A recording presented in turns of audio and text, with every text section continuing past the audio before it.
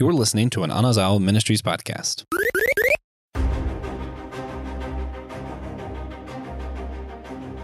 Is time just a construct? Does it revolve around an exploding star kept in stasis, or is it a program kept in a supercomputer? Is Flux your favorite Doctor Who arc? Hey guys, today we're going to be discussing the origins of time, the cosmology of Doctor Who, everyone's favorite stories with the Timeless Child and Flux, as well as actual good Doctor Who stories. This is Systematic Geekology. We are your priest to the geeks. I'm Joshua Noel. I have been geeking out on a lot lately. I'll tell you, it hasn't been Flux as much as I do like Jodie Whittaker's Doctor. But recently I was at Comic-Con and I discovered Alyssa Wong, which it turns out I have read some of her stuff before. I'm bad with authors' names, and I found some of her short stories, and I'm super excited to include one of them in an episode I'm going to be doing soon with Christian and some other people. We're talking about some short stories and really good writer. Speaking of really good writers, I am here with a wonderful co-host, your favorite, the host with the most, Christian Ashley. How's it going, man? All right, Joshua. I got to go to the convention too, even though I wasn't supposed to be there. So I had a lot of fun. Yeah. And TJ, who was supposed to be there, wasn't there. So you just kind of stepped in and said, you know what? We're going to upgrade this to a Christian episode. Yeah. Now, when TJ can't be there, you call in the C team. the A team? Christian Ashley? No. The C team. I can't possibly compare to the greatest co-host of all time. Yes. And if you don't understand that reference, listen to more episodes with TJ.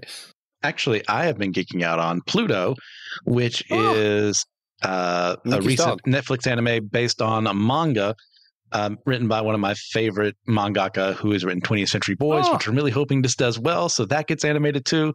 So Pluto. Sorry, Joshua, I interrupted you. No, that's good. Speaking of animes, another show that was part of our cosmology origins things, we did talk about the origins of One Piece earlier in the year before the Netflix dropped and did the exact same story arc. And we're like, man, should we cover that arc again? We're thinking about it, if you're wondering. If you want to hear the rest of our origins and cosmology episodes, though, there is a show link down below with this whole series on our year of origins and cosmologies. With that, let's jump into this, Christian. Anyway, come on. How long's he? When we're discussing the cosmology and the beginning of time and Doctor Who, an entire one of the biggest pillars of sci-fi and fandoms ever is Doctor Who. So it's been on 60 years now. We're about to have our 60th year anniversary. It's a huge, wonderful, beautiful show that we both are very passionate and love quite a lot. And the series revolves around time travelers, time lords, going through time and relative dimensions in space. And with that, you have to wonder, how did time begin? If you're going to talk about time for 60 years, at some point, you have to discuss how time began. So we have 5 main points we're going to talk about today where they touch on the beginnings of time. We're going to talk about the Eye of Harmony and how Rassilon kind of created time. Maybe he didn't. We'll see. We'll talk about the Matrix, the time and space matrix, I suppose is the correct name of it. The time lock during the Time War, the Timeless Child. We are actually going to talk about that, as well as when the Doctor visited the beginnings of Earth, with the Big Bang and Earth having amino acid goo and all that good stuff.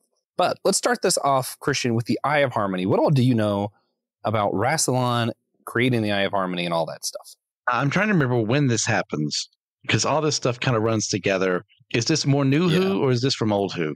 I believe this is more old Who. Weirdly enough, So the Rassilon stuff, and I didn't even realize this, a lot of it was old Who. And then we have a huge gap in the Rassilon story if you only watch the show, because it starts showing you after he resurrected, and you have to kind of read the comics and do some of the audiobooks to figure out what happened in between those things. Yeah, because I watched all the old Who that is actually still surviving to this day.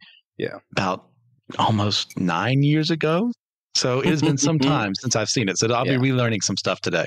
That's fair. I know I'm a huge geek. I have a bunch of DVDs of the classic. I even have some that we're not allowed to have in America. I don't have that. I definitely don't have my PlayStation set to UK so that I can actually watch them, because they won't let you watch it on an American PlayStation. And there's no reason why I would know that either. Nope. But the Eye of Harmony stuff, some of it comes up before the Three Doctors episode. So if you don't know, the big specials back in the day was the 5 Doctors and 3 Doctors. The 5 Doctors were when the first 5 Doctors got together and did a special together. It was like a kind of a Doctor Who movie. But it wasn't an actual movie. There is a Doctor Who movie. But that was just the eighth Doctor. The three Doctors, I think it was later on, and it wasn't like three consecutive Doctors or anything. It was like 5, 2, and 3 or something. I don't remember which Doctors were in the three Doctors. That was later on. And we kind of do that again when you get to the 50th year anniversary, but it's not called the 2.5 Doctors or anything. It just happens to have 3 Doctors, sort of. Depending on how you count. Doctor Who is not great at counting, so when we say 11, we mean 12, and when we say 13, we mean 14, and when we say 14, we mean 23. And after the Timeless Child, we don't know what the numbers really are. We don't even know. Now we're just saying numbers for the sake of it. Yes. But the Eye of Harmony happened partially before, partially during the Three Doctors episode. So Rassilon Rassilon and Friends is what I'm going to go with, because I know Omega was one was the other. I don't remember who else, but they end up kind of discovering how to control time, more or less. Time Lords is not just a name. It is, they literally did try to become Lords of Time. Rassilon tried to create a web by suspending time in one place around an exploding star, creating a black hole, which provided the energy that they use to kind of travel the web of time that branches out from the exploding star. And they actually keep that crystallized as the Eye of Harmony within the tower on Gallifrey. If you don't know Doctor Who, all of that might have just sounded like weird mumbo jumbo, but time travel planet has a crystal of a suspended star that's kind of a black hole with all of time expanding from it. And they use this crystal's energy to travel the web of time to any time and place. They kind of know about it because it already exists. It's very time loop paradoxy. Yeah. Do you remember any of that? That's one thing Doctor Who has always had a problem with is it stable time loop? Are we creating one? Are we creating alternate branching timelines? Who knows? It depends on who's writing. Sometimes it's in a supercomputer, which is why I maintain the best line is when David Tennant does the time's more like a big ball of wibbly-wobbly stuff, because it was like the show writers finally decided, you know what, we're just going to admit that we don't know what time is. Yes. Which is my preferred method, is just say we don't actually know. A lot of things work because we say so. It's kind of like, what would they ask? One of the creators of Star Trek for the technical stuff was like, how do the transporters work or something like that? Just fine, thank you, was the answer. Because obviously we don't have the technology to make them. Yeah. So they just work. I love it. So yeah, there's a lot of stuff here just from the beginning of our discussion I want to go ahead and unpack early on. Rassilon, what do you know about Rassilon, who he is in the High Council of the Time Lords, etc., as far as that back lore there? Well, he's one of those divisive characters in the fact that it really depends on who's writing him. Is he someone who actually cares about Gallifrey and the Time Lords? Is he someone who's only looking after himself? We get all points of view. Like, mostly I would edge towards he's a very prideful guy who thinks his way of doing things is right. And there's this young upstart who always comes here all the time, named the Doctor, who really throws plans off the rails. So they don't have the best of relationships. Yeah, this is where we're going to have some fun conversations. To me, Rassilon is the absolute worst version of predestination. It is, if you take God out of the equation, what predestination could be. Because he does this sort of number of, hi, I'm Rassilon. Because I've always been the one to create and control time, I must then control time and create it. So I'm going to do this thing because I've always done it. And it's not evil because it's just a set point. I have to do this thing. When realistically, it's because he wants to have control and hoard it over everybody. Yeah, he is a huge control freak. Yeah, definitely. Always a bit of a control freak. He's very much, things have to happen in a certain order. Our job as Time Lords is to lord over time and make sure it happens. Basically like Loki, sacred timeline, wants everything to happen a certain way. And it has nothing to do with the fact that he's always on top, that he wants everything to happen that certain way. Yeah. Yeah. No, of course not at all. Also, if you thought everything with He Who Remains was original, it's not. No. Sorry, Loki fans. But yeah, that's sort of Rassilon's whole deal. As far as like the beginning of time, we mentioned they keep kind of rewriting how time works during Doctor Who and all of that. But as Christians and as people who are deep thinkers, this is something we struggle with as well. So there's two different layers. There is philosophy of time. How does time exist? How does it work? And then as Christians, we also have to think, how does God relate to time? Is God outside of time? Did he create time? Does God have his own timeline? And there are a lot of different Christian thoughts on how God relates to time outside of our regular philosophies of time. So it's fun for this show because we just get to sit in the philosophy part, but always in the back of my mind, I'm like, how does this philosophy match up with how I think my theology of God works? And I think it's a little bit easier for me than some people. If you think God is outside of time, that makes a lot of philosophies a lot harder, especially the ones that they play with in Doctor Who. So they kind of play with this idea of like the box theory. I forget what it's actually called, but all time kind of being mushed together and kind of able to travel someplace. Some things are set points and you can't change, and some are more flexible, but it's like one big box of just time exists altogether. Would you say that's correct in how Doctor Who interprets it? For the most part, like they're fixed points. Things are supposed to happen this way. Like you can be present for them, but you can't change them too much. And if you do, you create an alternate timeline, or you end up destroying time itself, maybe. Yeah. So which is important to think about as we go through this. And I want to go ahead and get our views out of the way as we go through this, because I'm sure we're going to keep coming back to it. Personally, I think everything has a temporal part. I don't think time really exists. I think it's more of a construct of our minds. Just like, I exist in the 3 dimensions that you see. I also exist in time. I have certain temporal parts, but it's not something that's changeable. It's just I have those parts. I would also say that God has temporal parts. They're just not in our temporal parts because he exists without our dimension. He is not reliant on our dimension because our dimension is reliant on him, because I believe in creation ex nihilo and everything coming from nothing and God just creating it, which means he created all of our temporal parts. But for God to exist, by how I define existence, he necessarily would have temporal parts himself. And just some of how the Bible describes things, it just makes sense that he would have his own temporal parts. Yeah. But maybe more aware of them because he's God. True.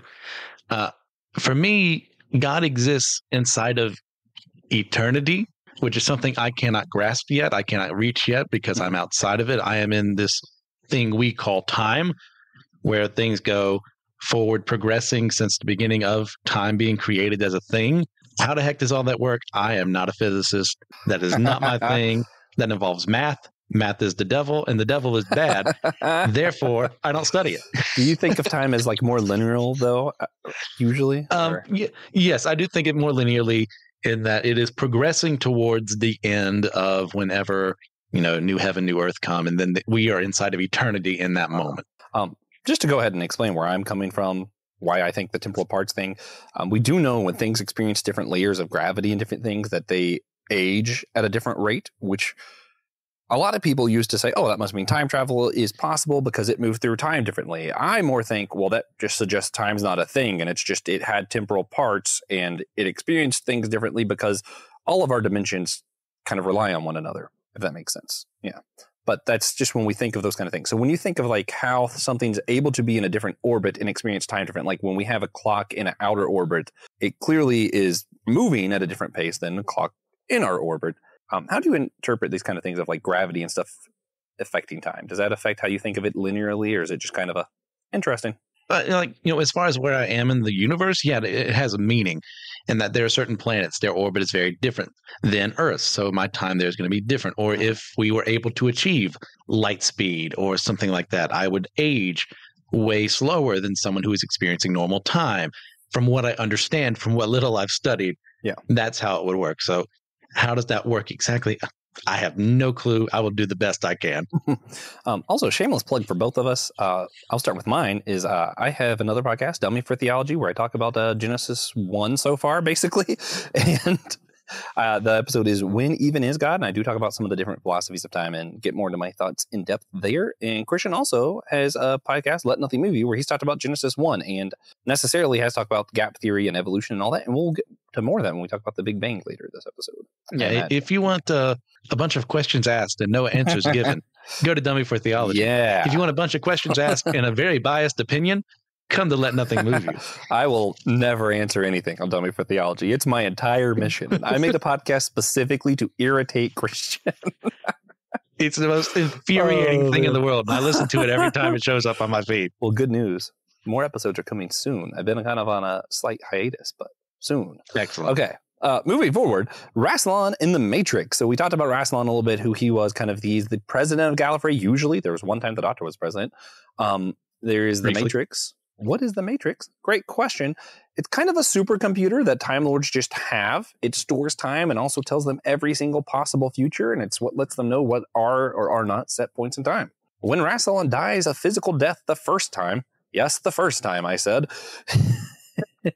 his consciousness and regeneration energy is kind of transferred to the Matrix. For those who don't know, in Time Lords and Doctor Who have the ability to regenerate.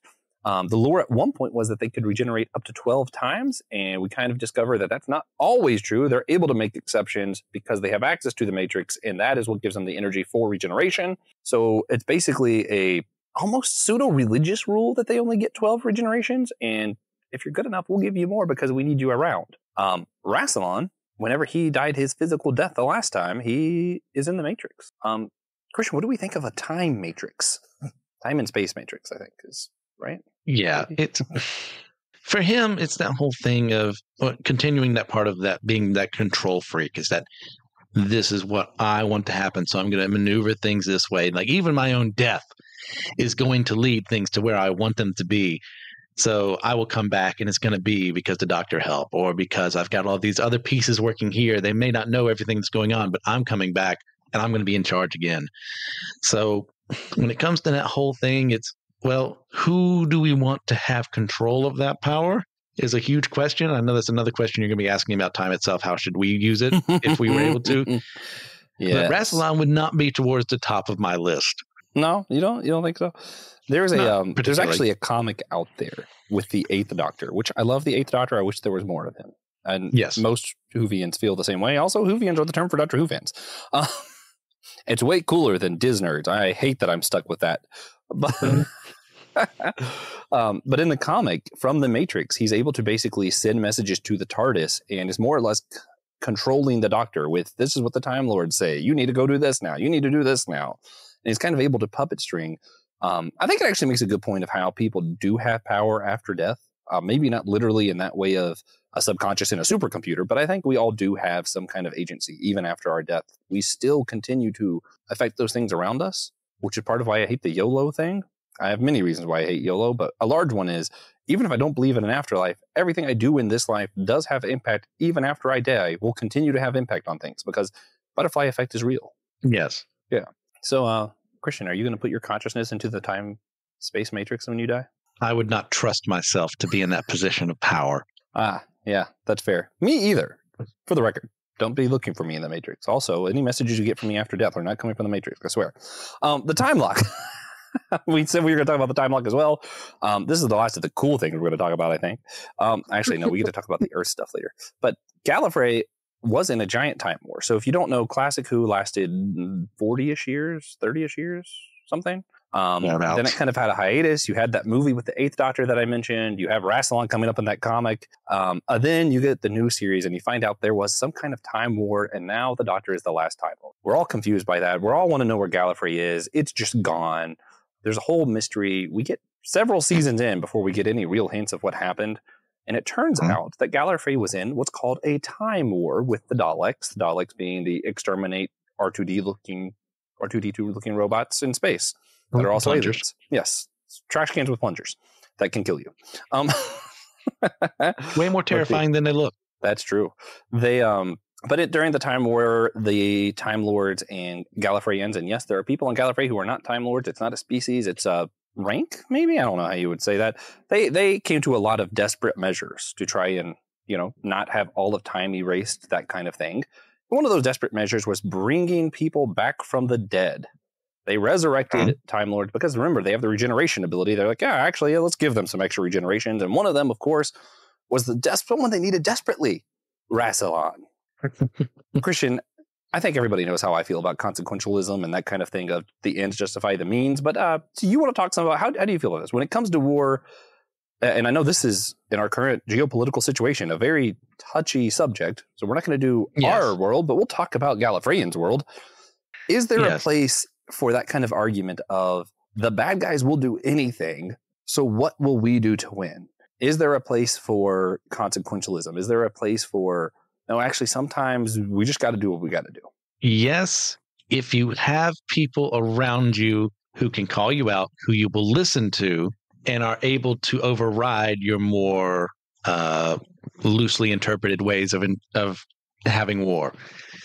Now, that is a huge ask. That is something that I don't know if there's anyone alive today I would truly trust with that power. But I think it's possible. It's just you need a lot of super specific people around that person who can shut them down when need to. They would be willing to listen to those people, and you get stuff done. Now, how do you actually get that done? Well, you got to have the right person in power for that. Rassilon, not your best answer there. But it's that thing of when you're pushed to the brink, what do you do? Because if the Daleks win, that's extermination for everything, all life ever gone. So what do you do? Like, our tactics aren't working. Well, what if we use someone we don't really like, but they may tell us to do the things we don't want to do, and that's actually going to help us win the war. Yeah, so we're going to get a lot into the time war really quick. I say really quick, quickish. Yes. This is probably my most extreme view, is just how much against consequentialism I am.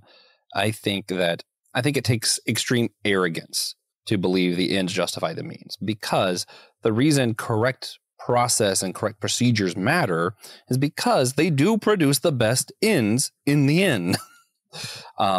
I just think that is true, and the times that it seems like it's not true means that you probably have the wrong means, and you actually just need to rethink things. So for this situation, ironically, I actually do think the right thing would still be bringing Rassilon back, but that's because I think if you have the ability to have life or end life, you should always give life. That's just, for me, that's just a principle that I stand by. So if I'm in a situation, if I were in their situation, I would have had Rassilon back a long time ago and been trying to rehabilitate him, because that's what I believe is the correct procedures in the first place. And then when the war came around, maybe he'd be slightly more rehabilitated, maybe not, but I would still have Rassilon there. So I actually wouldn't end up with much different of a situation. However, we do see where Rassilon is the extreme consequentialist. He is, because time will end, everything is justified, we're going to wipe them out, as well as several planets. Multiple planets were wiped from existence during the Time War, which is when the Doctor made the ultimate decision of, yeah, actually the best thing to do, both sides are causing mass genocide. The correct thing is to actually wipe both sides out, because of the version of just war that I believe in, which is St. Augustine's, and not, well, why can't I say that Thomas Aquinas? Is it Aquinas or Aquinas? Aquinas. Not Thomas Aquinas' version. I just refuse to say his name correctly, apparently, because I just don't want to remember him TJ. or any of his teachings.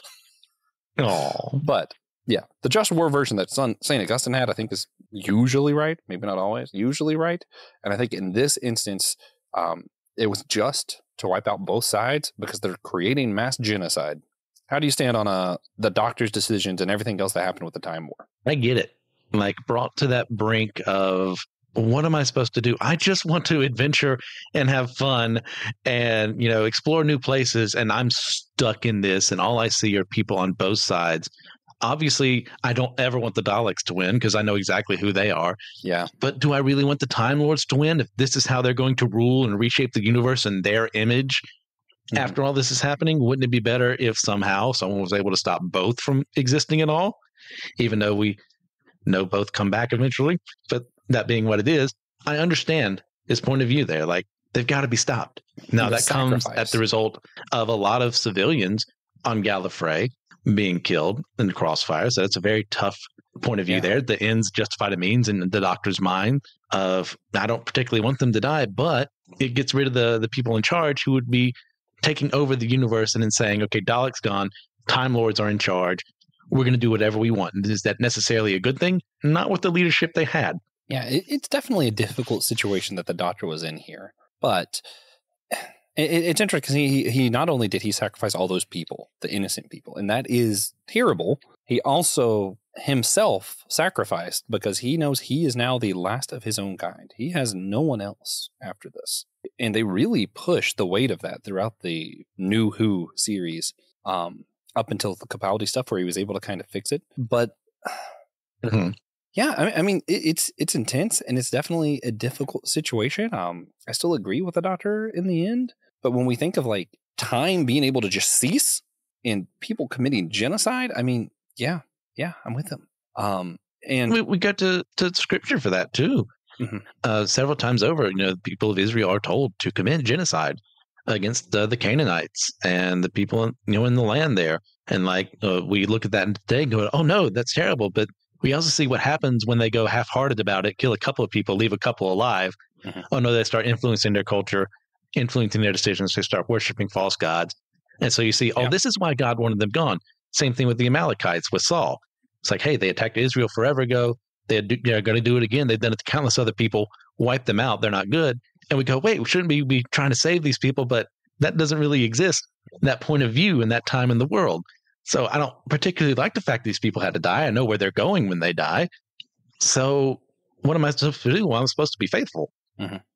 Yeah, two of my favorite modern day biblical theologians are on different sides on some of this stuff that I just, it's so fun when they disagree. You can see some of it in, so it's Temper Longman and the third and Pete Enns. Temper Longman is conservative-ish and Pete Enns is more progressive-ish. I say ish for both. Neither of them are very either, in my opinion. But Pete Enns is very much on the side of, the biblical history isn't meant to be literal, all this other stuff. And Temper Longman actually has won me over on this of, if it's not literal, why is there so many places in the Psalms and different things that use these as examples of why God is good? If those are examples of why God is good and they didn't really happen, is God really good? And I'm like, man, that's a valid point. And also, I hate believing that God wanted genocide. Yes. I do hate that. And it is, I'm not fully convinced one way or the other, but I mostly think Temper Longman's pretty right. But man, I don't want it to be right. Yeah. That's just a really honest moment for everybody. But in this instance, I think God wanted the Doctor to wipe out both of them. I think he would agree. Because all of creation was at stake. Yes. Yeah. Anyway, so that's not really as much Origins as much as it is cosmology, because, everything could have ended there. We do get some more cosmology as the story kind of progresses. So Rassilon is back. Actually, I do got to throw in the things with Peter Capaldi. He actually finds out how to unlock the time lock. So he's able to get Gallifrey back after the war, which means he won't be the last Time Lord again. He's able to kind of save them with a loophole, but he's blocked off by Rassilon in a trap where he ends up having to spend millions of years constantly sacrificing himself over and over and over in a time loop to eventually break through. And it's just such a, it's one of the most rewarding moments in TV when he gets to see Rassilon and just kind of refuses to speak to him. And Rassilon has this whole army set up, we're just going to annihilate the Doctor. And they just kind of all slowly switch to the Doctor's side. And you're like, yep.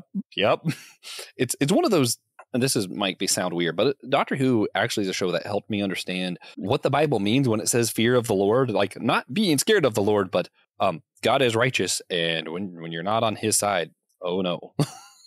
Yeah, there is a reason to want to be on his side.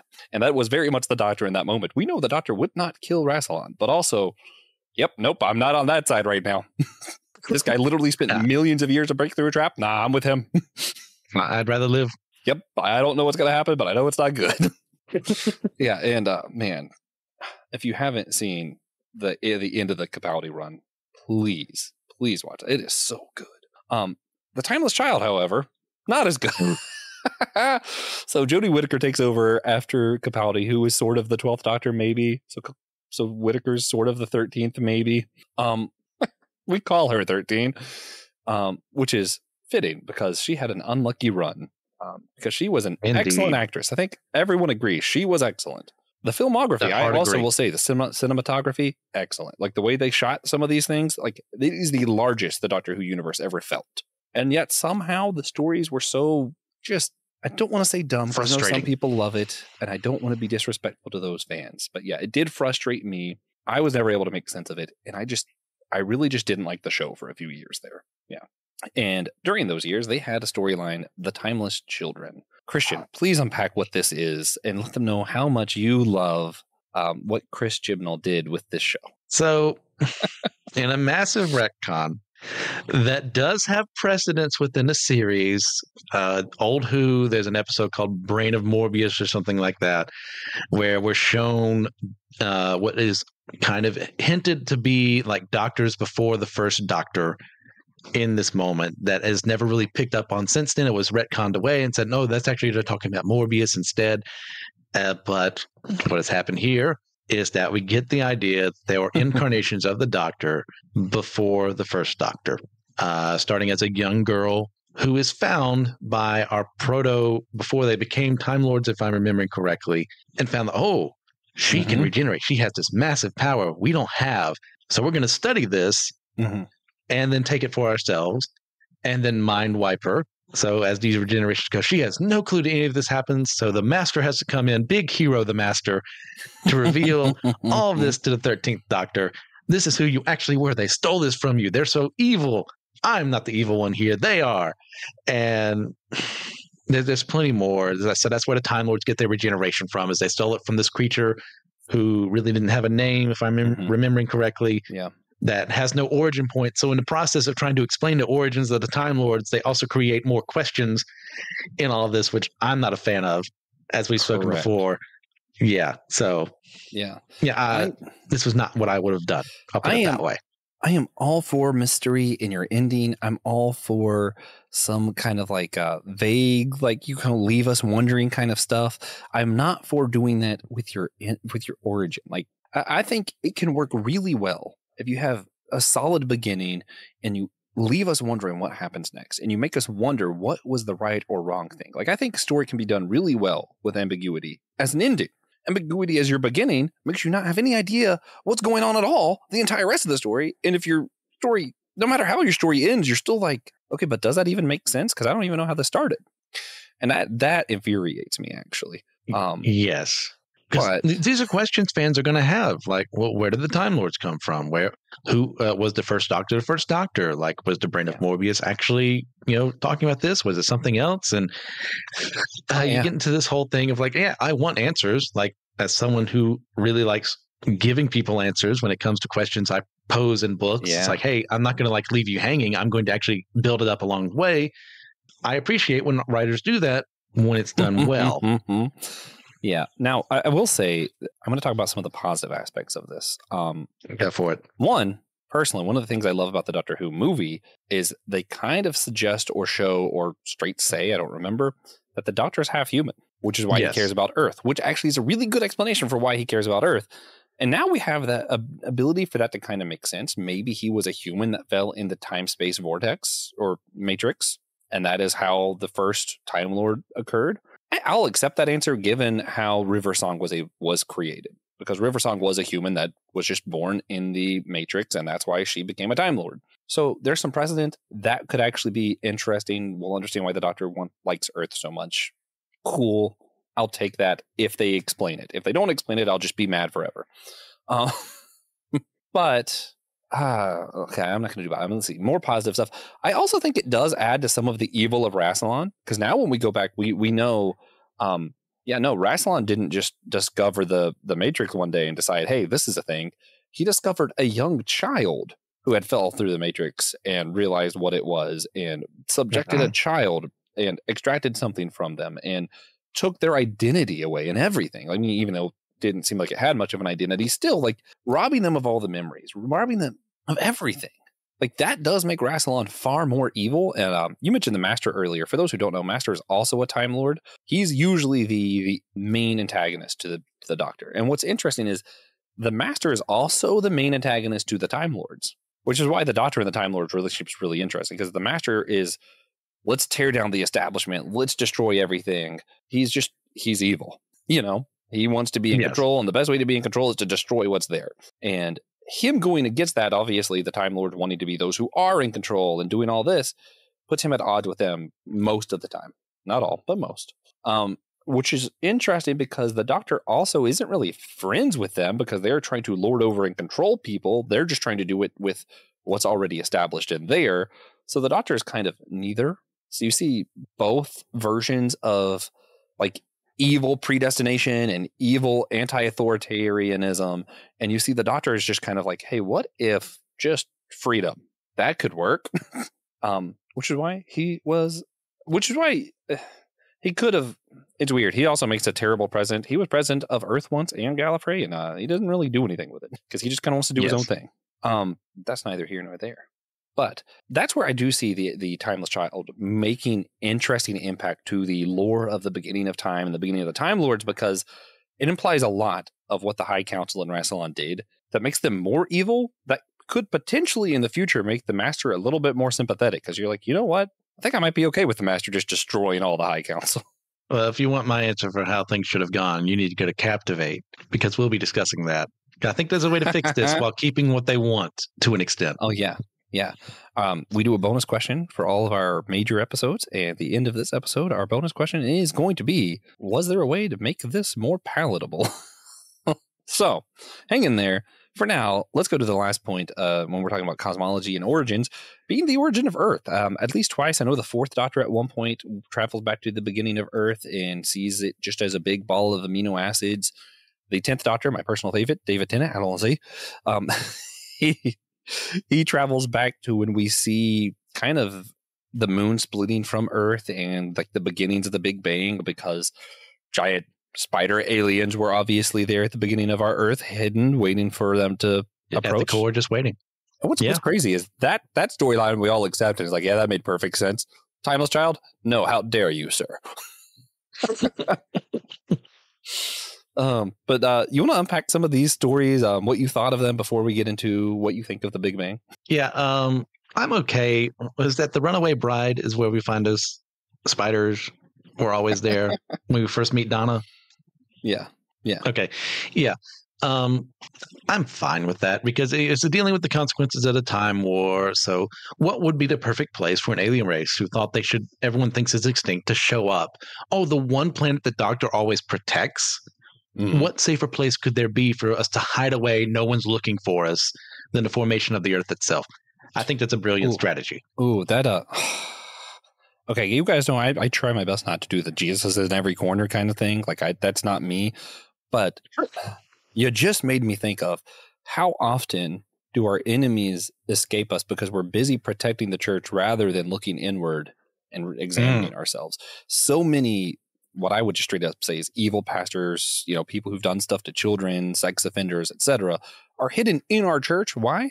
Because the church is the most protected place and the place they have the easiest access to people. Mm-hmm. All right. Sorry. It made me think of that. And I was like, oh man, that's a lot deeper than I've ever thought of it. Because usually I'm just like, yep, okay, spiders were there at the beginning. But now I'm like, oh, wait a minute. Yeah, monsters hiding where we are because we protect our own. That's a real thing.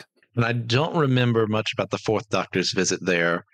He's my second favorite Doctor. I should know more. It's just been forever since I've watched those. Yeah.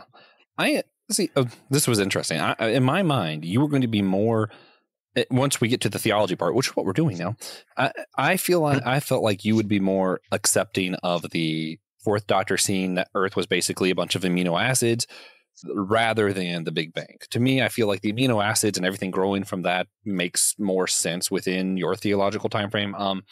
Let's okay, I'm just going to put this out there. I am one of those old Earth creation evolutionist, I guess. I'm very not strong on my opinions on this. I can be wrong, and I acknowledge it. Christian is one of the Bible is what it says. So things were created in 7 days, and evolution wasn't a thing. God created things. I think you say microevolution, but not macroevolution. Is that correct? Yeah, macroevolution, I don't think. Micro, absolutely, yes. Yeah. Could you explain the difference really quick? Yeah, macroevolution being changed from species to species over time. That'd be like, an ape becoming a Neanderthal, so on and so forth, or Homo erectus, versus like a microevolution is genetic change over time. We can actually see happening. Like your basic example would be any science class you would have taken in high school, where you have a bunch of fruit flies, or you have a bunch of bacteria that is resistant to something because these survived and passed on their genes to other ones and others did not, obviously. So that's something we can provably say happens. Yeah. Which the reason this always plays, for those who don't know, the reason this always plays part into young Earth or old Earth kind of stuff is if you're going to say the Earth is younger than, billions of years old, millions of years old, whatever, then macroevolution couldn't have happened. If you're going to say it was billions of years old, then it makes very logical sense that microevolution would eventually become macroevolution, just given the time frame. There's also the case of the Bible saying what it says and literalism and not literalism. As far as those things go, you're a young Earth, right? Yes. Why? Well, when I look at what the Bible says, And when we're looking at the Hebrew words used there, it does seem to suggest heavily a younger Earth when like literal days are used. Now, there's also, as I did talk about in Let Nothing Move You, there are ways you can use the word yom, which is the word for day, in very different ways, because Hebrew as a language, its vocabulary is kind of limited sometimes. So like the word itself will change, like how it's pronounced and stuff, depending on who's talking about it, the actions being taken. So it could be like a year. It could be like more than that. It could be like an event. But I typically go to the days being days, but I also kind of flip-flop on this, like I talked about there. We mentioned a day gap or age gap or whatever the heck it is. Like it could be there's a huge gap in between Genesis 1:1 and Genesis 1:2 or whatever. There's a huge gap probably between Genesis 2:24 and 3:1. Like how long are they in the garden? Were things like advancing while they were in the garden? Were they in there for billions of years while other stuff was happening outside of the garden? Or who knows? I don't know. Yeah. But like I tend to go more literal. Younger Earth, however the heck old it is. I'm not a 6,000-year-old because I don't think that. I think that's way too little of a time. Yeah, but I think like 15,000 plus is about as far as I'm willing to go. So I mean, let's see. I'm going to throw out a few of the other arguments that exist. You guys know our stances, other stances exist, and we have a large team that's very varied on systematic ecology. I don't know where all of our co-hosts are. I know that we disagree wildly from Christian to Will, and everything in between. Who teased me several times at Comic-Con about this. Pretty funny. But one theory that's pretty common, Tim Keller, rest in peace, love the guy, great theologian. He believed that Genesis 1 was poetry. So he was able to read that literally as poetry and still read Genesis 2 as literal and poetry and, not poetry, and say everything from Genesis 2 on in that history of Genesis was for real and Genesis 1 was poetry, and maintained an old Earth that way and still believed in creation evolutionist kind of stuff. That's not my take. I just don't believe the Bible needs to be literal. Although I do think Genesis 1 doesn't really look like poetry. It looks like a far more ancient genre than poetry. It was definitely written at a different time than the rest of Genesis, in my opinion. It just, the actual words and language and syntax is just so wildly different. It's just hard to believe it was written at the same time. Just my personal belief. Some people will say that, there's the day age theory that you mentioned, the gap thing. So definitely check out Christian's podcast to learn more about some of the other views. His stance is that. Mine is more, God used evolution. He created everything. I think the moral of the story usually depends, and we talked about this on Whole Church, usually has more to do with how their story is similar to other religious stories of their time. So it wasn't the first creation story written. It was written after others, and it mimics a lot of them very closely with some key differences. Usually the difference is revolving around how humans are valued and how women are valued. And I think those are really important. And also, if you kind of compare it to Egyptian gods, you see this very clear, our God is greater than their gods kind of thing, if you go through some of these other mythologies. So check that out. Listen to more of our other shows to hear of our theological opinions, but that's not why we're here today. Giving our time frame, for me, someone who believes in evolution and all that kind of stuff, okay, cool. I don't necessarily believe it for certain, but I think it's most likely the truth. For you, who don't believe in any of that, is it ever difficult watching these shows that are like, so the doctor went back 1,000,000 years and this is absolutely what happened? Big bang.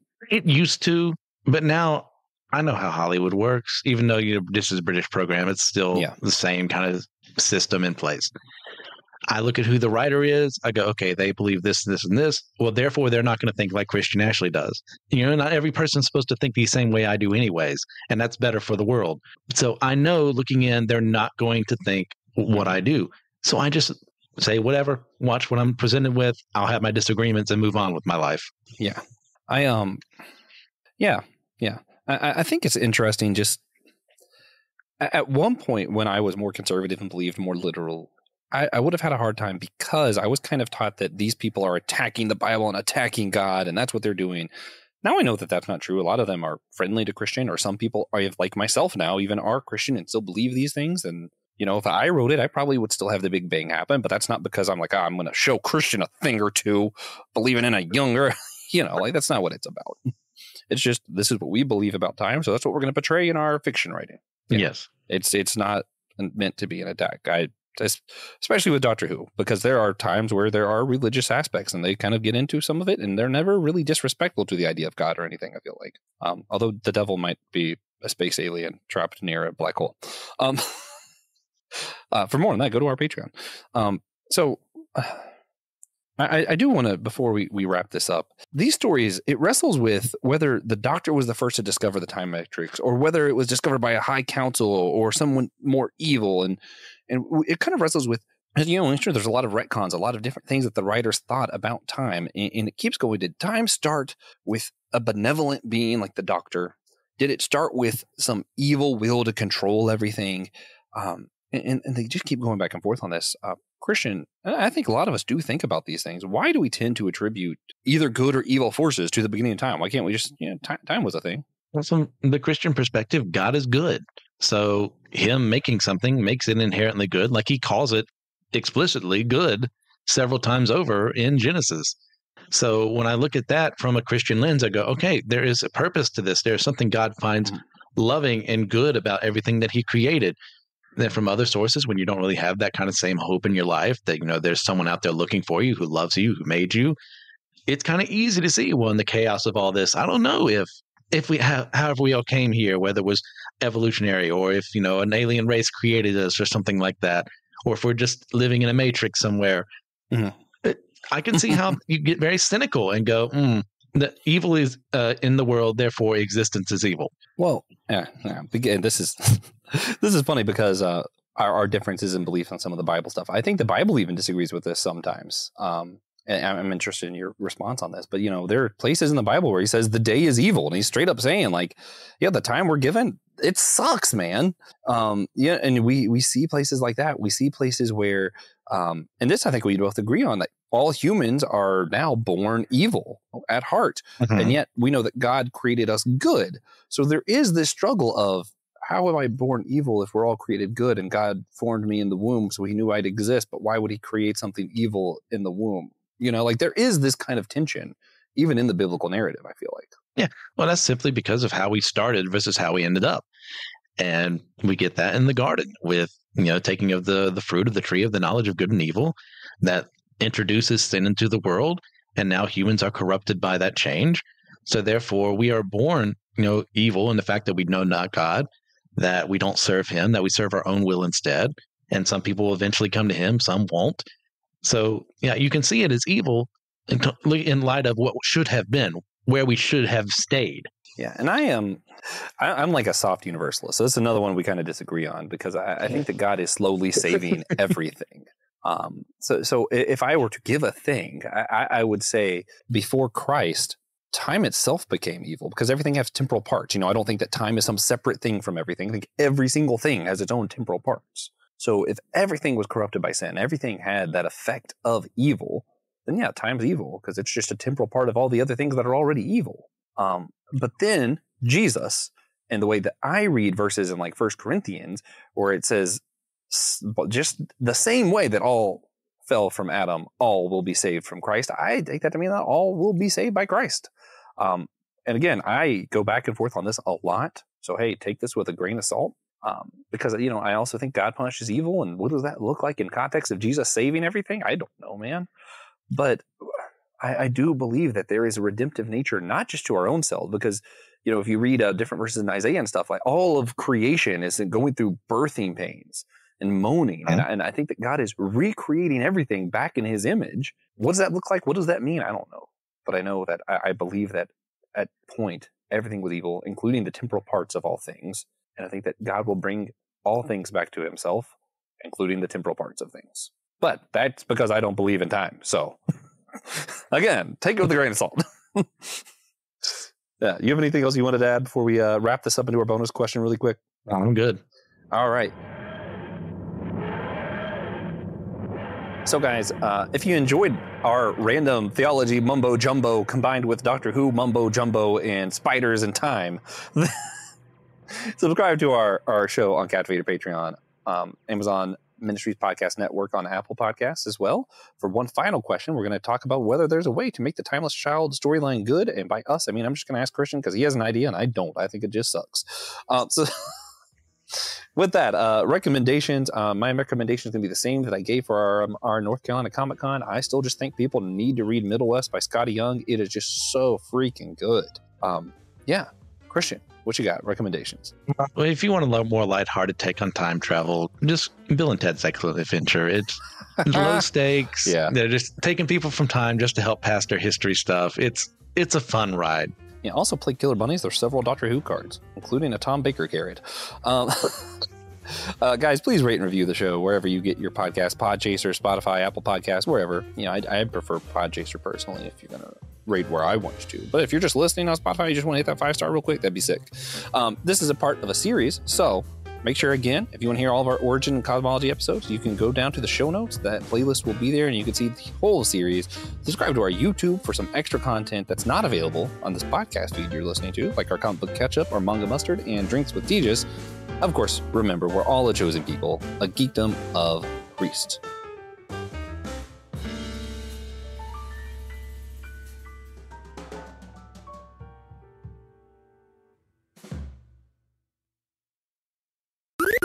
This was an Anazao Ministries podcast. If you enjoyed this show and would like to learn more about our network, be sure to check out the Anazao Ministries Podcast Network.